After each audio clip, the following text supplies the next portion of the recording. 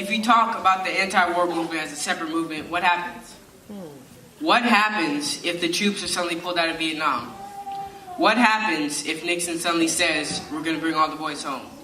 The people, the thousands, the millions of people that have been involved in that movement would feel as if they were victorious.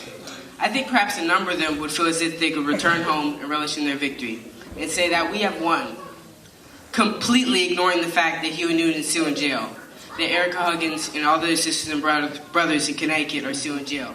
This is what we are faced with if we cannot make the connection between the international and domestic scene. And I don't think there's any question about it. We can't talk about protesting the genocide of Vietnamese people, but at the same time doing something to stop the genocide that liberation fighters in this country are being subjected to. Now, I think we could draw a parallel between what's happening now and what happened in the 1950s. As the United States government was being defeated in the Korean War, more and more repression did occur on the domestic scene. The McCarthy witch hunt started. This was the Communist Party, which is the main target of that. Now, I think we must ask ourselves, why that period served to completely stifle revolutionary activity in this country. The people were scared.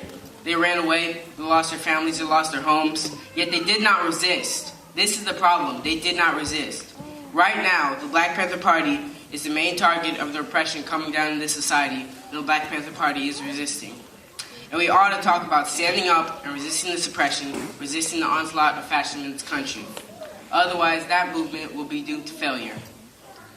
I think we can say that if the anti-war movement defends only itself and does not defend the liberation fighters in this country, then that movement will be doomed to failure. Just as we can say that if we, in the Black liberation movement and the liberation movement for all people and all oppressed and exploited people in this country, defend only ourselves, that we too will be doomed to failure. Thank you.